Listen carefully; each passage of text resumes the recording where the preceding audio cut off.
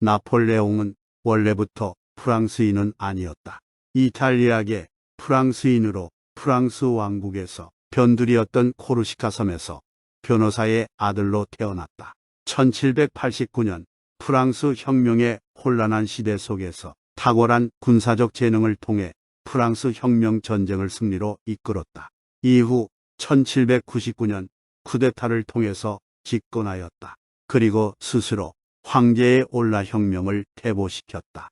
그러나 동시에 나폴레옹 전쟁을 통해서 프랑스 혁명을 통해 수립된 자유주의 이념을 유럽에 전파시켰다. 이때 천재적인 군사적 재능을 통해 프랑스를 승리로 이끌었다. 당대 세계적 강대국들이 몰려있던 유럽을 석권하고 프랑스 제1제국을 수립하였다.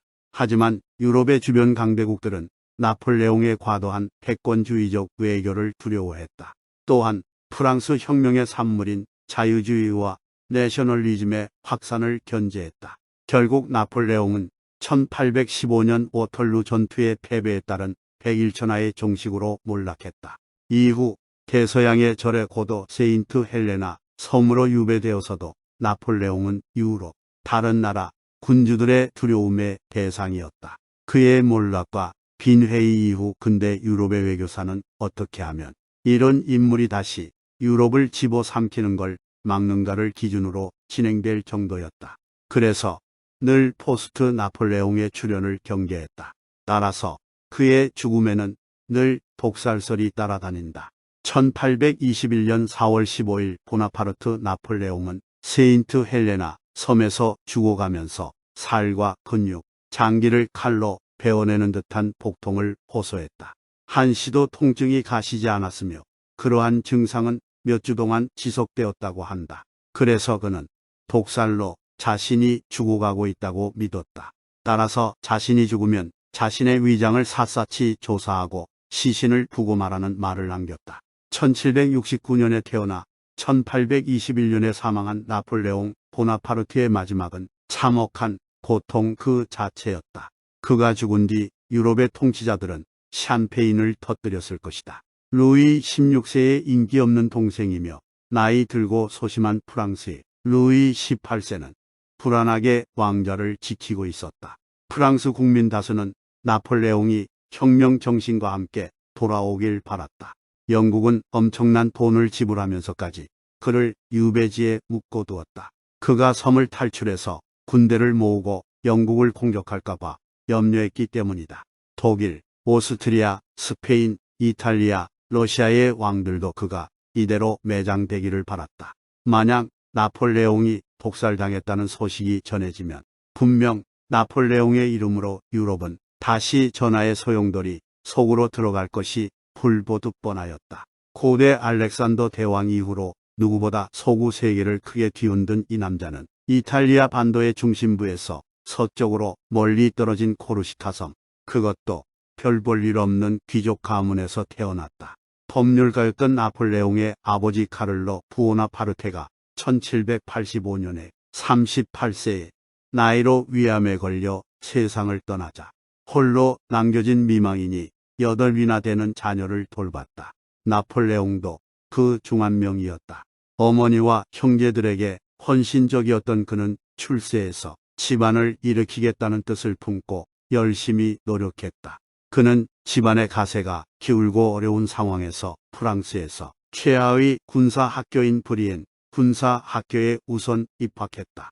이후 프랑스 혁명의 소용돌이에서 뛰어난 군사 전략과 정치력으로 35세에 황제까지 된 입지전적인 인물이다. 그는 카를 3세 이후 프랑스 최초의 황제가 된 인물이며 그의 영향력은 매우 강력했다. 프랑스는 대혁명 이후 엉망진창이 된 프랑스 정부를 올바른 방향으로 이끌 강력한 지도자가 필요한 상황이 되었다. 그래서 우여곡절 끝에 쿠데타를 일으켜 정권을 잡은 뒤 자신을 프랑스의 제1통령으로 임명했다.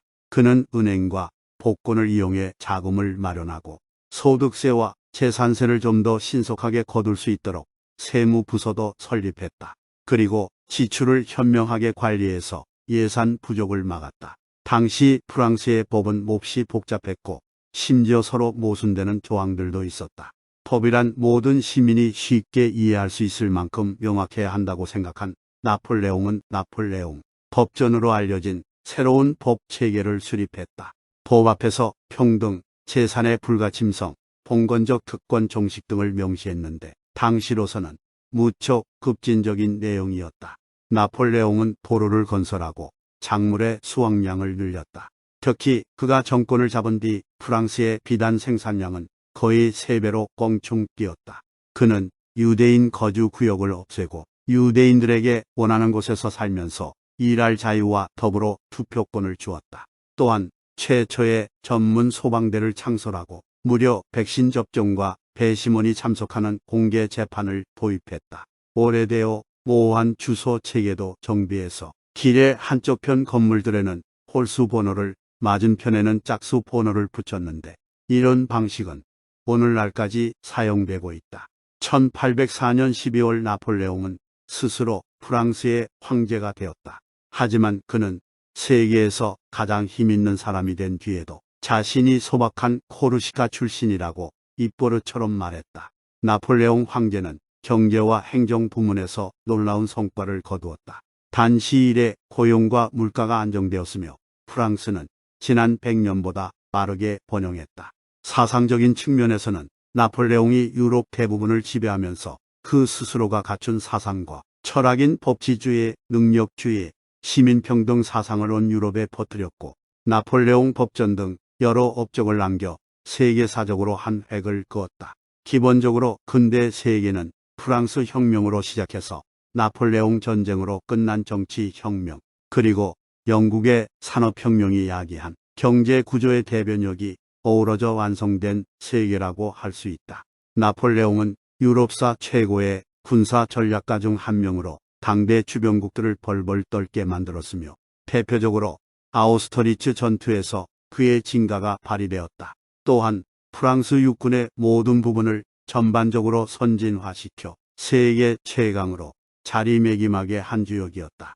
이후 유럽의 모든 국가들이 나폴레옹을 따라 군사제도를 개편한 만큼 사실상 전쟁사의 근대를 완성시킨 인물이라고 해도 절대 과언이 아니다. 나폴레옹은 1796년에 매혹적인 조제핀과 결혼했는데 그녀가 아이를 낳지 못하자 1810년에 이혼했다.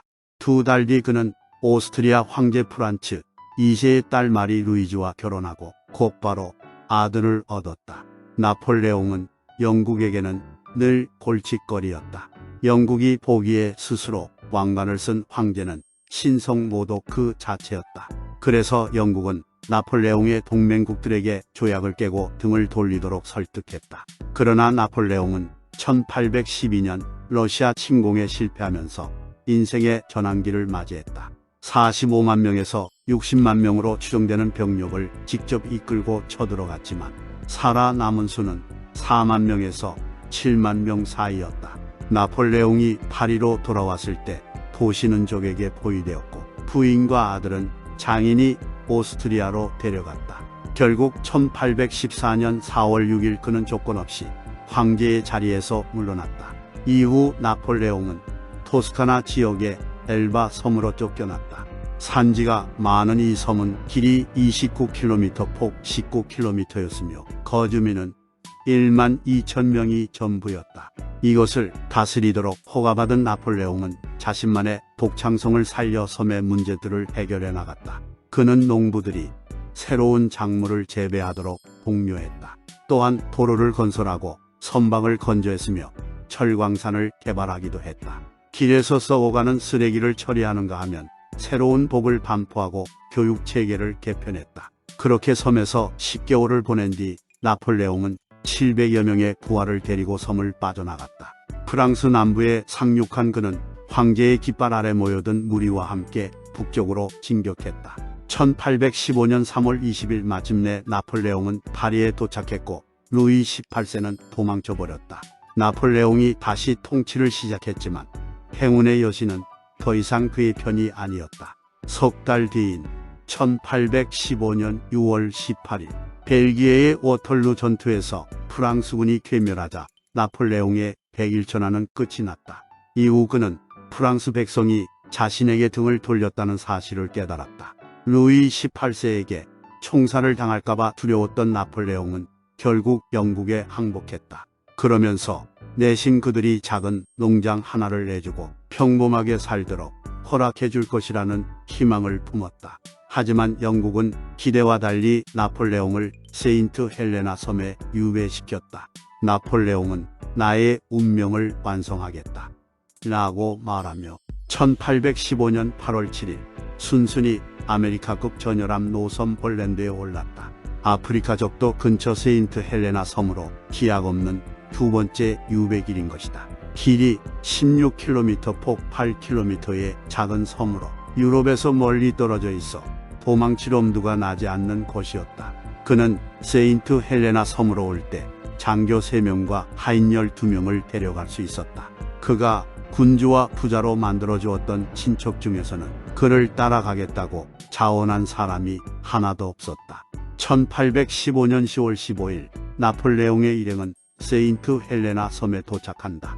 나폴레옹이 탄 배는 71일 동안 항해한 끝에 섬의 중심지인 제임스타운의 작은 항구에 닻을 내렸다. 군의관인 월터 헨리는 세인트 헬레나 섬이 마치 깊은 바다 표면 위로 거대한 검은 사마귀가 돋아난 것처럼 우리가 상상할 수 있는 것 중에서 가장 추악하고 음침한 바위라고 말했다. 이 섬은 인도에서 남아프리카로 가는 배들이 식수나 보급품을 얻기 위해 들르는 기항지였다. 1815년 당시 인구는 요새에서 근무하는 1,000명을 포함해 전부 4,000명이었다. 거기에 나폴레옹을 호위하는 군사 2,000명이 더해졌다. 이 섬은 남대서양 한가운데 위치한 저레고도라 세인트 헬레나 집게벌레 같은 특이한 생물이 살 정도로 험악한 곳이었다. 평소에도 사람이 편안하게 살기엔 문제가 많았다. 섬의 가장 고지대에 위치해 있으며 섬의 예전 총독이 기거했던 총독 관저였던 롱우드 하우스는 당시 매우 낡았다. 말이 관저였지 민가 수준으로 협소했다. 이 시기에 나폴레옹은 회고로 구슬과 산책 등으로 시간을 때웠다. 그가 지내게 된 롱우드 지역에는 발콤이라는 성을 가진 가족이 살았는데 나폴레옹은 그 집의 딸 2명과 친해져 심심할 때마다 찾아가서 이야기를 하거나 카드놀이를 했다. 이들은 나폴레옹을 친절한 신사분으로만 알고 있었지 그가 황제라고는 상상하지도 못했다. 나폴레옹의 새로운 집인 롱우드 하우스는 벽에 밝은 노란색을 칠한 1층짜리 건물이며 방이 23개였다. 그곳에서 나폴레옹의 하인과 영국군을 포함해 대략 50명이 머물렀다.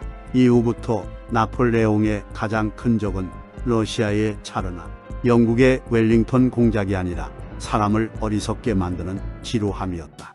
비록 그가 책을 1,500권이나 가져오기는 했지만 그는 자신이 온전히 몰두하기 위해서는 6만 권이 필요하다고 주장했다.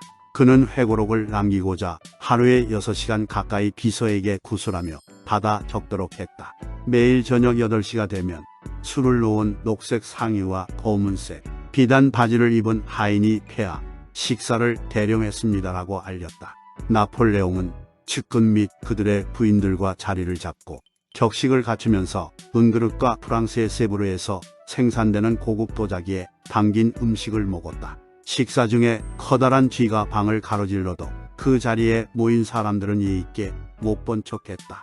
세인트 헬레나 섬에서의 환경은 그가 건강을 유지하는데 그다지 좋은 편이 아니었다. 녹록한 기후 때문에 벽지에는 종종 푸른 곰팡이가 피었다. 설상가상으로 영국에서 세인트 헬레나의 총독으로 파견된 동갑인 허드슨 로 총독이 나폴레옹을 학대했다. 본국 영국에서도 욕만 죽어라 듣던 그는 영국군 내에서도 휘하 부하들한테 가혹행위를 벌여 평이 나빴다. 성격 때문에 부임지마다 주변 사람들과 충돌을 일으켰다. 총독이 되기 전에도 장교에서 조기 퇴직 대상이었다. 그는 초반부터 자신에게 굽히지 않는 나폴레옹을 굉장히 미워하여 나폴레옹이 거주하던 롱우드 하우스 주변에 감시병을 배치해 가택연금했다. 병사들로 하여금 황제라는 칭호 대신 장군이라고 부르게 시키는 등 모욕적인 조치를 취했다. 붉은 군복을 입은 감시자를 달고 다니기 싫었던 나폴레옹은 승마와 산책을 그만두었다. 운동을 중단하자 급격하게 살이 찌면서 발이 통통 부었고 두통과 잇몸 출혈, 기침 등 여러 질환에 시달렸다. 1817년 9월 20일 그는 난생 처음으로 몸통에서 오른쪽 팔꿈치가 붙는 부위에 통증을 느꼈다. 그때부터 메스꺼움, 구토 불면증, 변비, 우울증이 그를 괴롭혔다. 1819년 10월에서 1820년 6월 사이에는 잠시 완화되었으나 7월이 되면서 조금 무리하기라도 하면 극심한 피로감을 느낄 만큼 상태가 악화되었다. 맥박이 불규칙하게 뛰고 손발은 얼음장 같았다. 1821년 봄이 되자 통증이 복부 전체로 퍼져 부축을 받지 않고는 걸을 수 없게 되었으며 음식도 거의 삼키지 못해서 고기 육즙만 빨아먹었다. 섬에 도착했을 때까지만 해도 몸이 탄탄했던 나폴레옹은 몇 달 만에 체중이 10kg 가까이 줄었다. 또한 총독은 주치의를 강제로 영국으로 보내버리고 장작 공급을 제한하기도 하였다. 나폴레옹이 장작이 부족해 가구를 대신 태우기도 했다는 소문에 유럽의 여론은 들끓었다. 영국 내에서도 비판 여론이 일었을 정도였다. 특히 워털루에서 나폴레옹을 상대한 웰링턴 공작도 허드슨로 총독을 두고서 질투심과 시기심에 가득 찬 한심한 인간이라고 비난하기도 했다. 동서고금을 막론하고 보통 적장을 포로로 잡게 된다면 그 적장을 유배를 보내든 참수를 시키든 그에 걸맞는 예우를 갖추는 것이 보통이나 세인트 헬레나 섬 총독 허드슨 로의 행위는 이와 반대되는 행위나 다름없었다. 따라서 영국 언론들조차도 적이라고 해도 그만큼 능력 있고 유럽을 공포로 떨게 한 사람을 이렇게 부대접하는 것은 오히려 영국 망신시키는 것이다. 총독 자신도 유배지가 아닌 전쟁터에서 나폴레옹을 만났더라면 전쟁에 패해서 죽었을 인물이 되었을 것이다. 라고 오히려 그를 욕하였다. 나폴레옹의 세인트 헬레나 시절 나폴레옹의 첫 번째 주치의 오미오로는 허드슨 로를 두고 나폴레옹을 학대한 파렴치 아니라며 그의 악행을 폭로하며 비난했다. 결국 그는 이 여파로 세인트 헬레나 총독에서조차 잘리게 된다. 아무튼 나폴레옹을 진단한 이탈리아 의사 프랑스와 카를로 안톤 마르키가 그에게 약을 먹으라고 호소했지만 나폴레옹은 코웃음을 치며 말했다. 약은 아껴두시게. 나는 병을 2개나 얻고 싶지 않아. 하나는 이미 걸렸고 또 하나는 자네 때문에 걸릴 테지. 그는 영국 의사 아치볼드 아노트에게도 말했다. 이 부위에서 날카로운 통증이 느껴지는군. 마치 면도날로 베는 것 같다.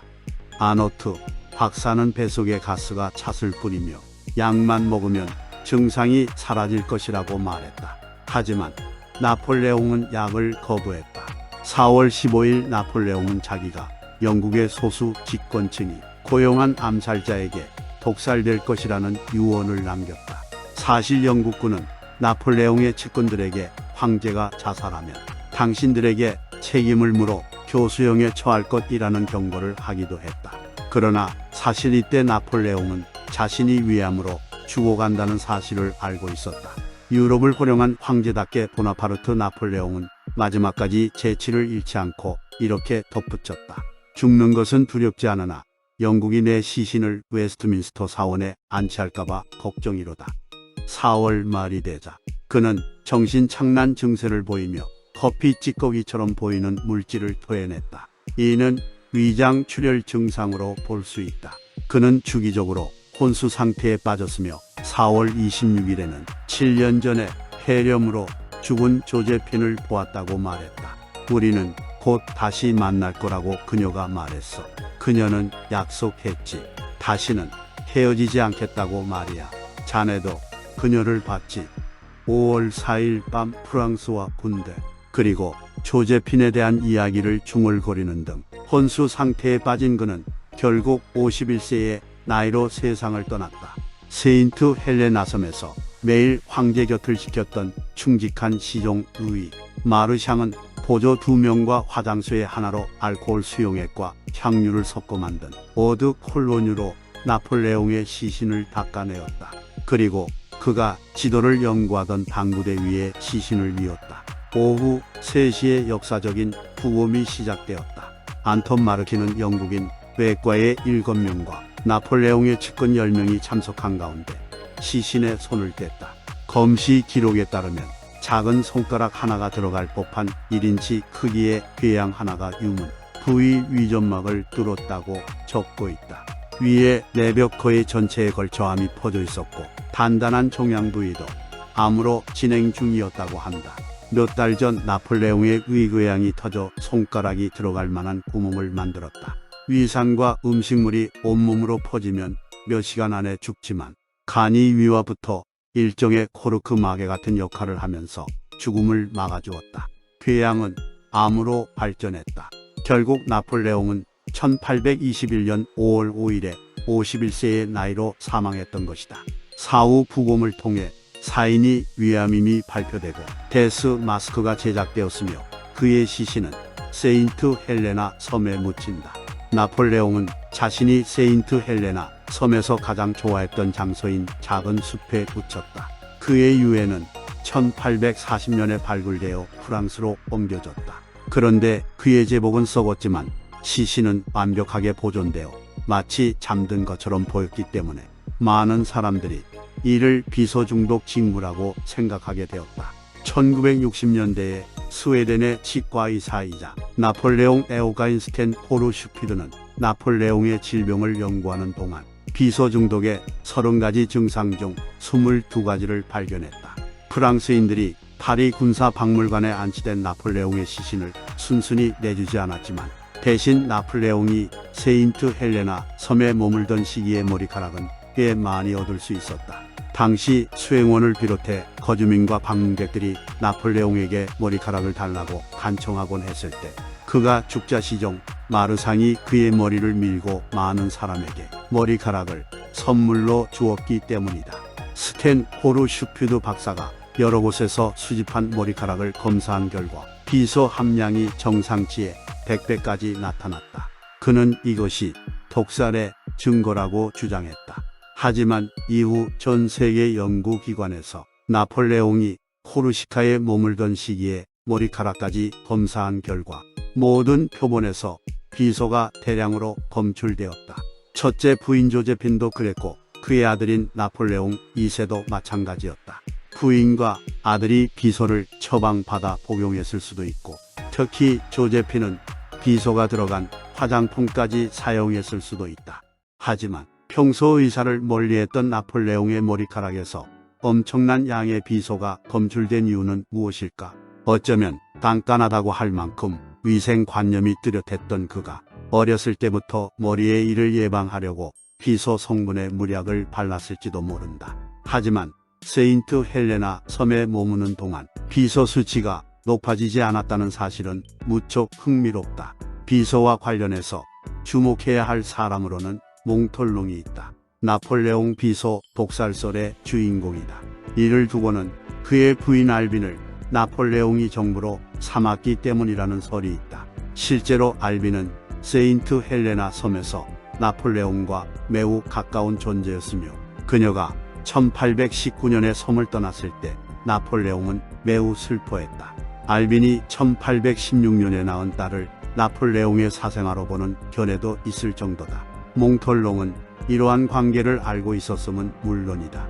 즉, 독살설의 주인공으로 지목된 것에는 그럴듯한 배경이 있는 셈이다. 또한 과거에 군대 공금을 횡령한 전력이 있었는데 이 때문에 일각에서는 몽톨롱이 나폴레옹이 죽은 후 받게 될 유산을 노려서 그러한 행동을 했다고 보기도 한다. 실제로 나폴레옹 사후 가장 많은 유산을 챙긴 건 몽톨롱이었다. 나폴레옹이 죽자 영국 해군 군의관 아르노트와 함께 그의 시신을 해부했으며 데스 마스크도 제작한다. 그는 자신의 전공이었던 부검에서 나폴레옹의 사인이 위암이라는 결론을 내리기는 했지만 간이 심각하게 부어 정상적인 사람의 간보다 눈에 띄게 커다란 기록을 남겼다. 그러나 이 보고서가 발표되지 못할 거란 나폴레옹의 전 주치의였던 안토마르치는 사망자의 장기에서 조직 표본을 2점 채취하여 보관해 두었다.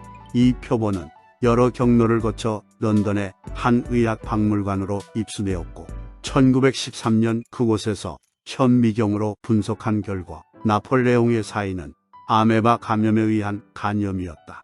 즉 극도로 열악했던 수감 환경 탓이란 것을 밝혀냈다. 의도는 모르겠지만 어찌됐건 결과적으로 나폴레옹에게 도움이 되긴 된 셈이다. 안타깝게도 이 조직 표본은 제2차 세계대전 당시 런던이 독일 공군의 폭격을 받았을 때 영원히 소실되었다. 나폴레옹은 죽기 전 몇 달 동안 통증에 시달리면서 유럽이 그가 등장하기 전에 참담한 불평등 시대로 후퇴하는 것은 아닌지 걱정했다. 자신이 가져온 진보와 자유가 세상에 여전히 남아있는지 소리내어 묻기도 했다. 과연 자유와 평등에 익숙해진 사람들이 인간의 소중한 기본권을 쉽게 포기하고 군주에게 돌려주겠는가? 답은 아니어였다. 그가 죽은 뒤 수십 년 동안 일어났던 크고 작은 혁명들이 이를 증명한다. 무엇보다 그의 정신은 전 세계에 영향을 끼친 나폴레옹 법전에 담겨 후대에 전해지고 있다. 개인으로서 세계사의 변혁을 이끌어낸 인물이며 유럽이 18세기 시민혁명 시대에서 19세기 제국주의적 산업, 사회로 넘어가는 전환기를 풍미한 인물이었다. 지리적으로 프랑스와 큰 접점이 없는 한국에서도 그의 유명세 덕에 설령 프랑스 역사나 프랑스의 인물을 잘 모르는 사람들도 잔 다르크와 함께 나폴레옹의 이름과 말을 탄 그의 화상 정도는 알고 있을 정도로 유명하다. 2021년은 나폴레옹의 사망 200주기였다. 비록 프랑스는 제국에서 공화국이 된 지 150년이 넘었지만 프랑스 대통령 에마뉘엘 마크롱은 나폴레옹의 묘가 있는 앵발리드에 방문해서 헌화했지만 나폴레옹이 과연 복살되었는지는 역사적 미스테리로 남아있다.